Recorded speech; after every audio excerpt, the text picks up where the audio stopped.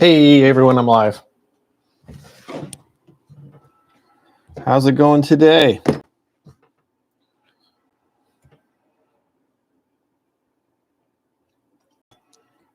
I was working from home. Got off work a couple minutes ago. Decided to take some time between now and dinner to apply some details to this locomotive. This boxcar.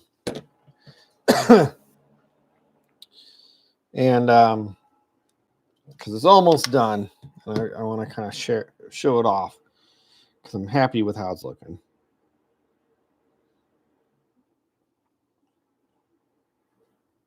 Let me check my stream really quick here just to make sure that I'm live. And it's, oh wait, this says I'm live. Hold on. Yeah, okay. I'm good. Okay.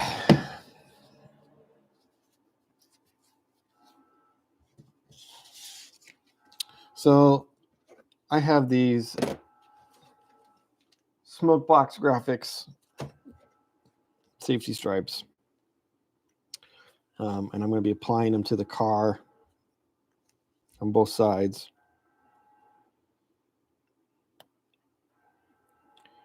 And so that is the plan.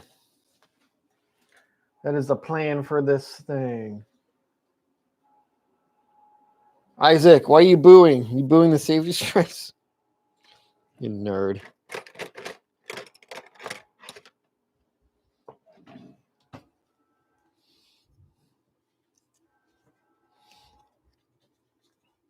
Apparently safety stripes are controversial.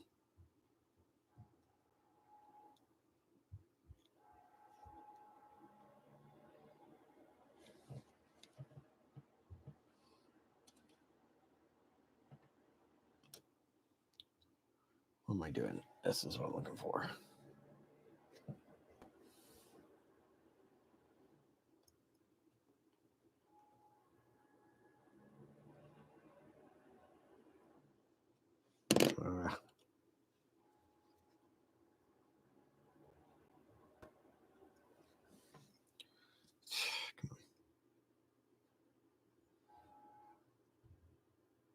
I'm glad these aren't decals.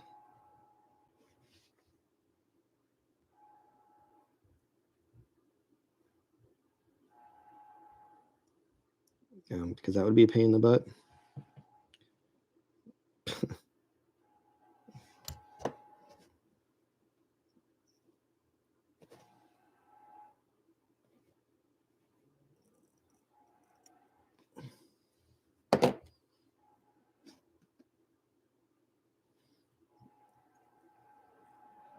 But they are not the best, easiest stickers to apply.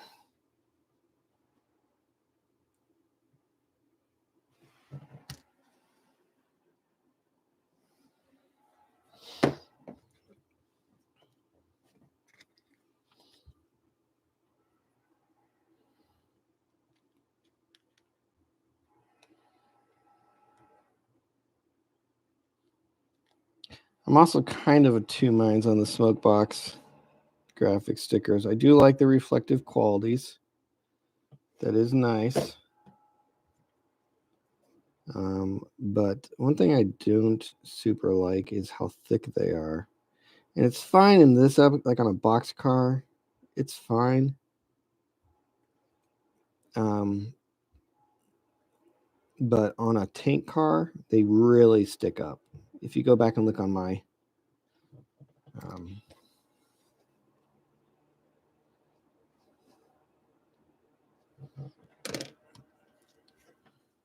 Instagram page, you can see just how much they stick up. It's not great.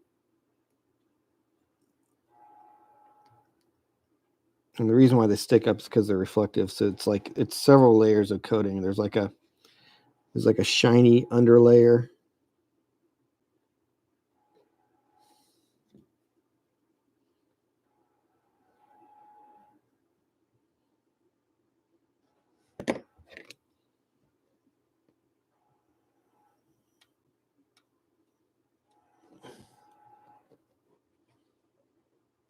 There's like a yellow, there's a shiny underlayer, and there's like a yellow film that goes on top of it.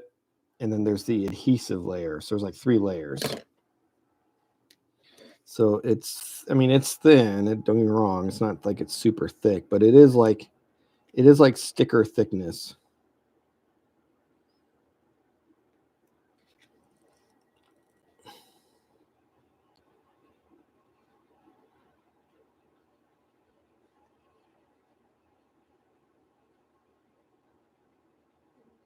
So on the side of like a smooth car, it really stands out.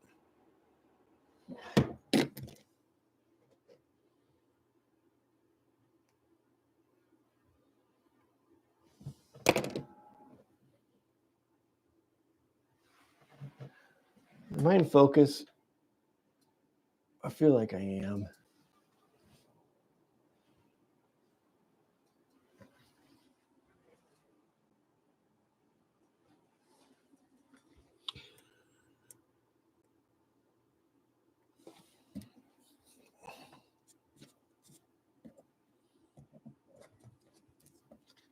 Look how much better that looks with those little safety stripes on there.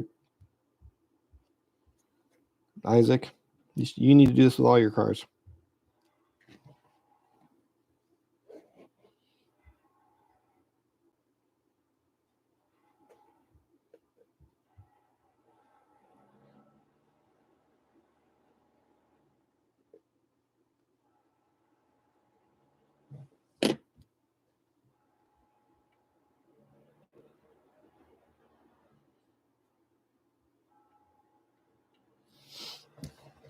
One thing you do need to do with these when you're putting them on there, this is not your last step. You do need to weather them down a little bit with some powders or something. And then seal it in with a dull coat.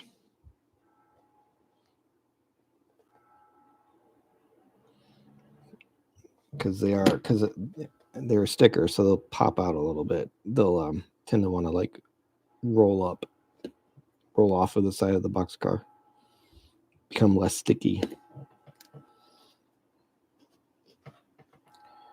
There, look at that. Look at that.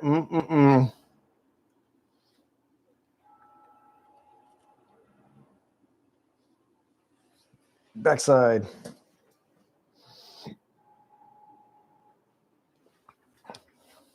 So cool. They're almost always the last step. Yeah, you probably could get away with not having to weather them very much in your air, Isaac.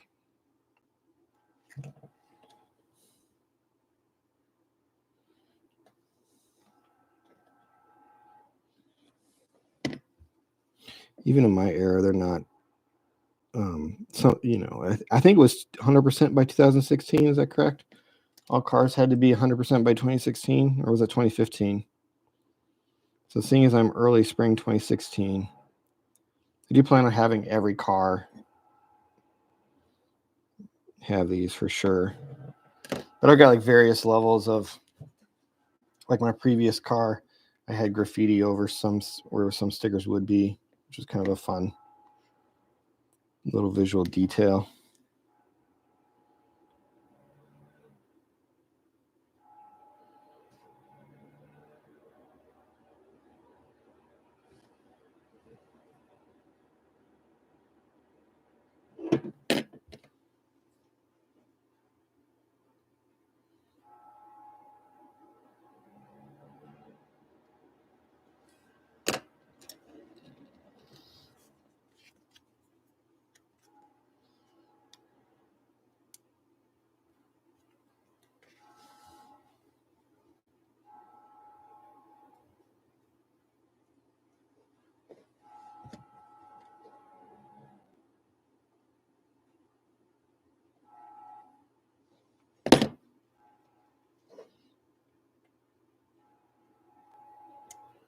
Adding the dull coat over the top too also helps cut down on the reflectivity a little bit,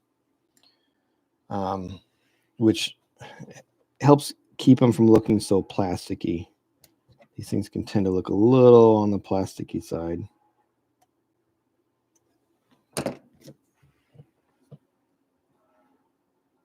100% by 2015, May 31st, 2015. Okay. So every car in my era should have it.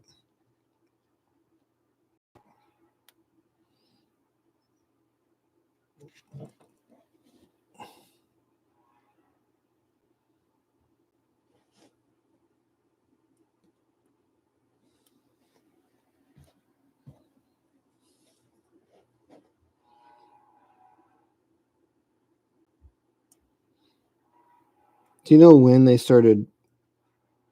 So like when cars started being produced with the stickers on, was it after the new rules came in place they started producing the cars with stickers already applied, or was that, or stripes I should say, already applied, or was that a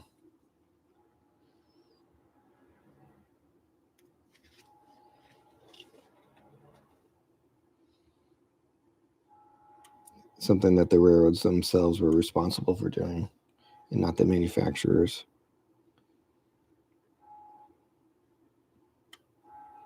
I'm assuming everything that comes out now has it already sort of pre-applied.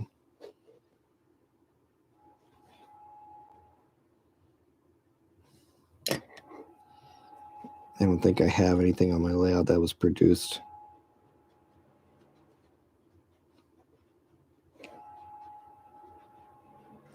recently.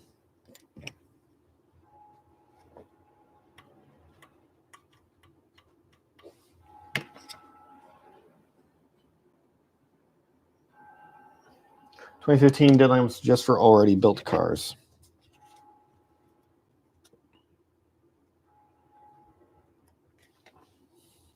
So everything that was built prior to that was, or I'm sorry, everything that was built when the rules went in place probably already had to come with it pre-installed.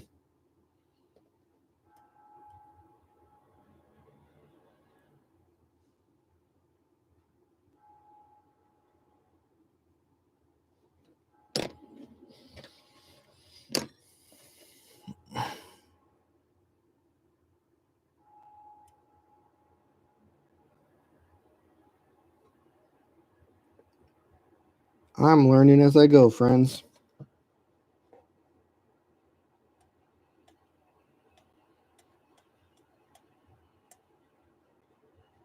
All right, look at that.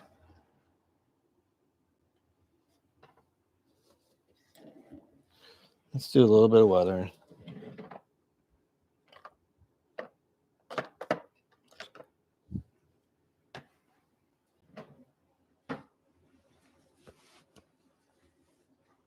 Just a teeny bit.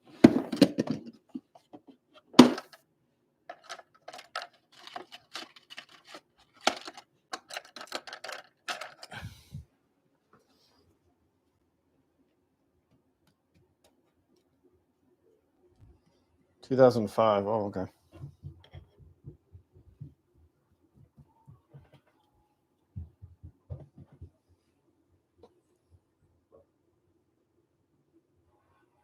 They gave him a lot of time to get those in place, then, huh? Didn't they? 10 years.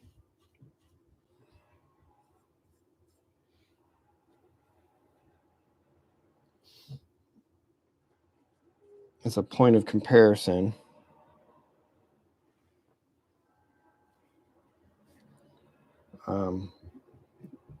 I fly RC airplanes. And there's some new rules in place for RC airplanes that say that every RC airplane has to have a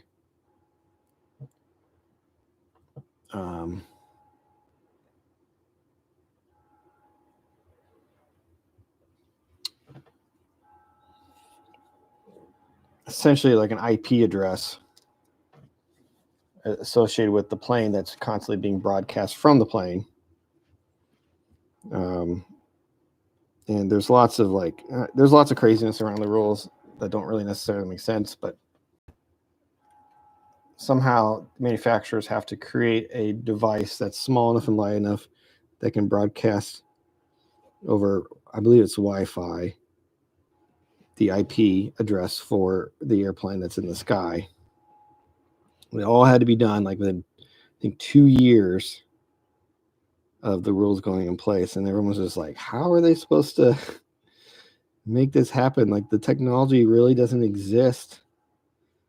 And then, you know, the price of planes have to go up and stuff. I actually don't know where that landed with that, because that was a couple of years ago, and I haven't bought a new plane since. And they're supposed to be installed in the new planes, I think, last fall.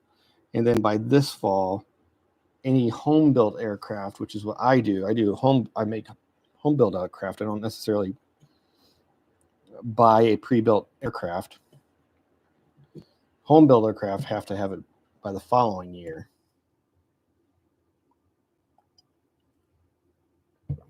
I think it's kind of stupid because it's not going to be able to broadcast the IP address very far. I don't know. So for them to give the railroads 15 years to put some stickers on the side of a boxcar, or 10 years to put some stickers on the side of a boxcar, but only 2 years to create a brand new piece of technology for RC airplanes. It's kind of funny. All right, we have a completed car. I think I got everything done I want to do on this car, other than seal it up and call it good and ready for service. I like how the roof turned out. It's pretty. It's not super rusted. But yeah, there's one good looking boxcar. I'm gonna set that one right there. And go get a second boxcar. Typical government bureaucracy, Isaac says. Well, here's the thing. I agree with them. Well, as far as RC airplanes go, I agree with them to a point. Only because, so when the rules kind of went into place, when they said you got to do this, it was, remember when drones got really big there for like 5 minutes and everyone had a drone and they're all flying their drones in places where they shouldn't be flying their drones? People are just kind of being jerks about the whole thing.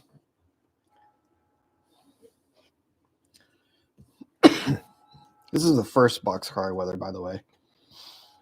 I'm just not getting around to safety strapping it. Actually, you know what else I want to do? I want to put on my semi-scale wheels. Is it worth it to do it at this point?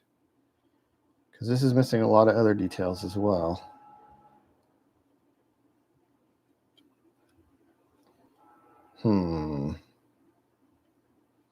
That's a good question. Well, let me do the stripes for now, because I need to do brake hoses and a couple of cut bars, and some other things to this car. Anyway, what was I saying? So those drone guys were kind of like doing assholey things. They were part of my French. They were like flying over buildings in New York City and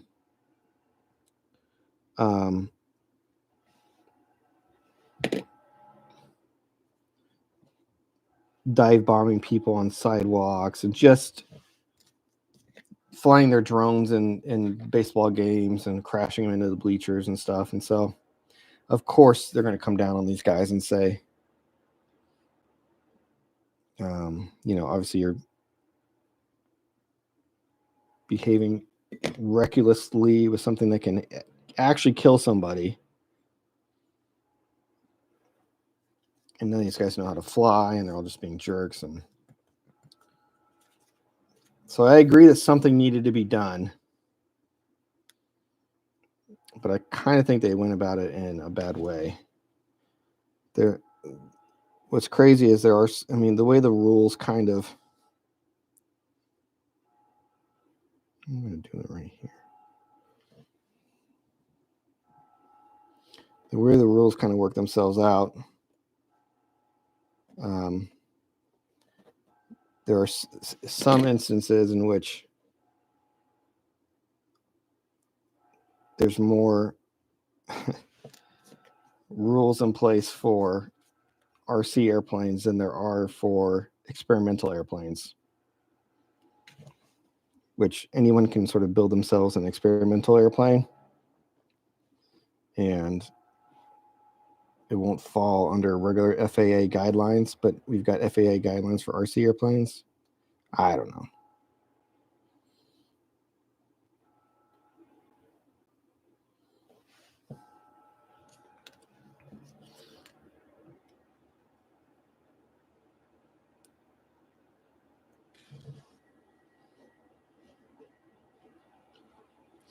I don't know.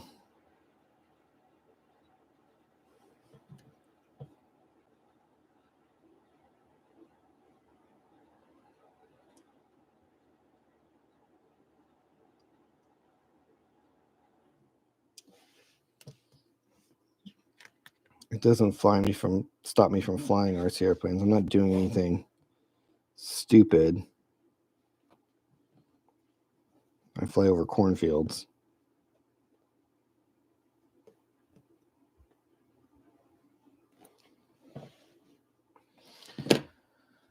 All right, do I like where those are placed? I think so. I think that's all right.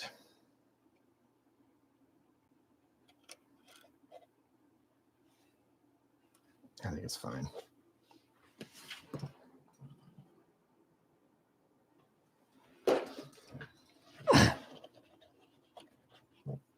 Yeah, that rust roof on the roof. You know, it's funny. The first car I did was all acrylics, which was this car here, all acrylics. And I did a couple of tank cars that were acrylic as well. And then I did the blue Boxcar, and it was like half acrylics, half oils. And the oils worked out so well that on this green car here, I did 1/3 acrylics and 2/3 oils. So I'm just going to move to like basically just doing oils for all my rust work from now on, because the oils are so nice. I think there are some spots where it makes more sense to use acrylics, but the effect that you get with oils, especially with rust, is just too good.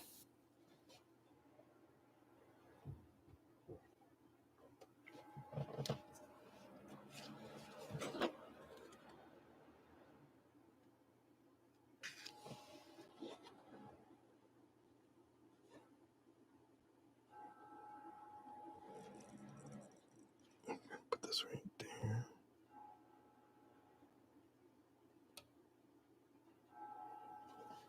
All right, come on.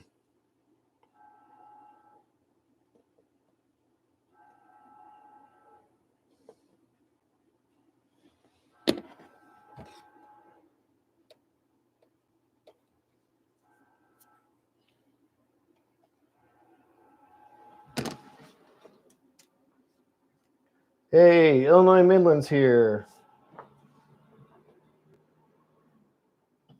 Do I do much to the underbodies? I don't. Let me show you how much I do on the underbodies here.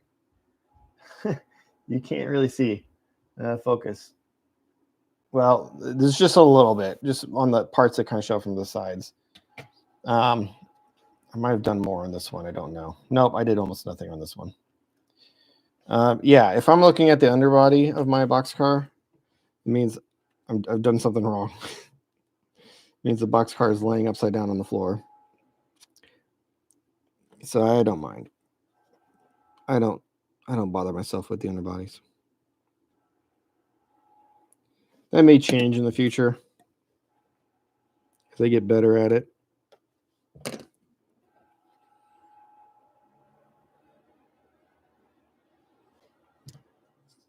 But I've got like another like 85 cars right now I need to weather. So I'm not going to do 85 underbodies if I don't have to.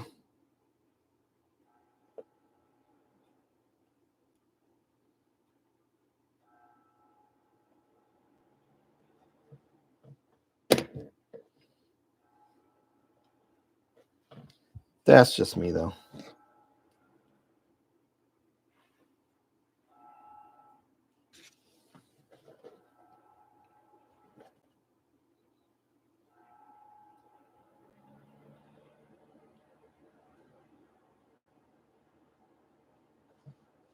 I've kind of gone back and forth with this orange car here because it is a, I think it's an Athearn blue box.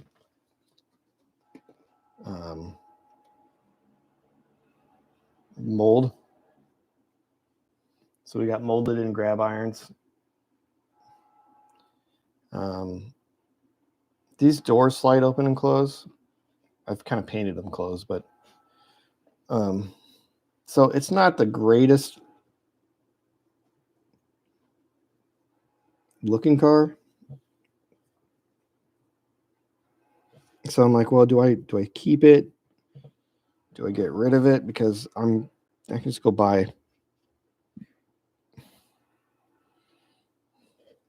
a new Boxcar for not very much that has,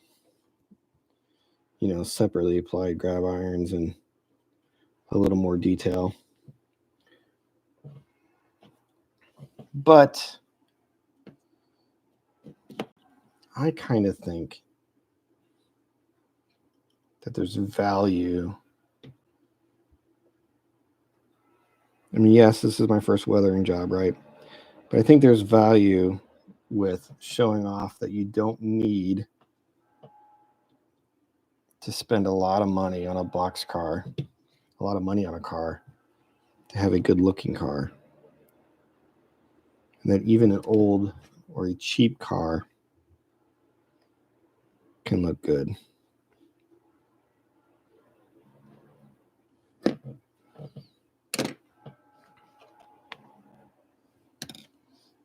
It's not looking too bad. I'm going to go back and re-weather this again one day, but and then add a bunch of details. But for now, it's good. Oh, one more thing I want to do with this car. I want to add some tags.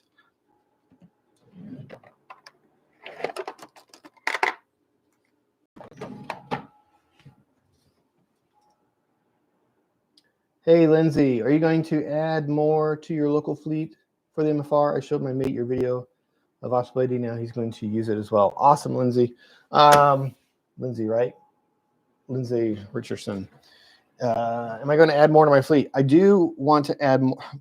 This is a tricky thing, and I've talked a little bit about Isaac about this as well.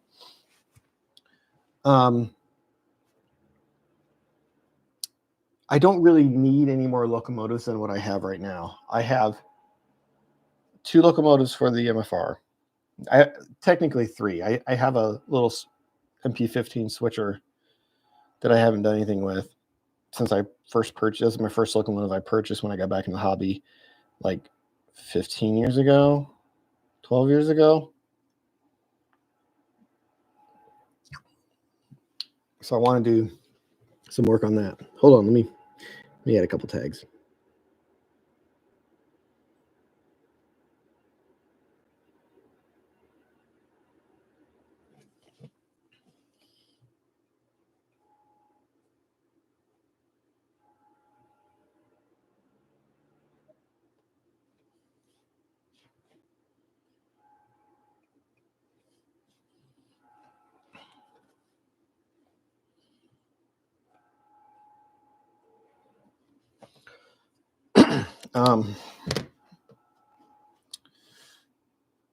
So I've got 2 cars for the MFR. I have 2 cars for the BNSF, which is the same point turn. 2 cars, 2 locomotives. I have -9 and a C70 Mac. And they have 2 AC 4400s for my Union Pacific kind of manifest run-through train. Don't really need any more locomotives. If I add another train, one day I will probably want a couple extra additional locomotives. Haven't decided 100% whether it's going to be a pair of UP locomotives for a grain train or a pair of BNSF locomotives for an auto rack train. But neither one of those trains actually switch on the layout, so I would be spending a lot of money for about 30 seconds of action on an operating session. So it's certainly something that'll happen in the future, not anytime soon. So for the MFR, one thing I would like to do would be to, there's a GP10 on the Ponderay Valley Bureau that's an XIC GP10 that I think would be fun to like model as close as possible to the real version, like same number, same details and everything, same weathering and everything, except instead of saying POV-A on the side, it would say MFR on the side. That would be fun. But I think I got to wait until somebody re-releases a GP10.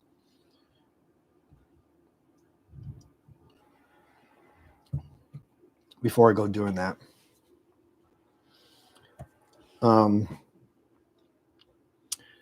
I probably want some other sort of like a GP38 that is painted in a custom paint scheme for the MFR, but I would have to come up with a paint scheme for that. So there are plans in the future for stuff, but I don't have anything sort of definitive yet.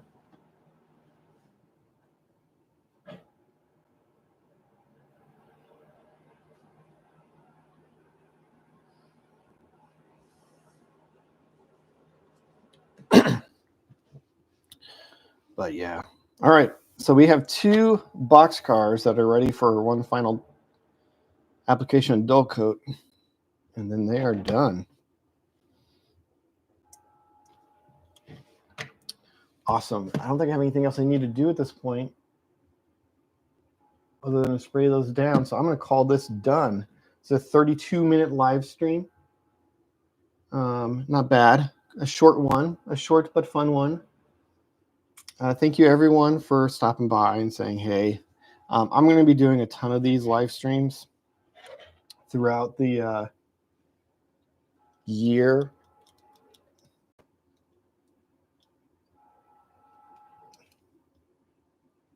I'm going to be doing a ton of these live streams throughout the year. And that's sort of my plan, is to, as much as possible,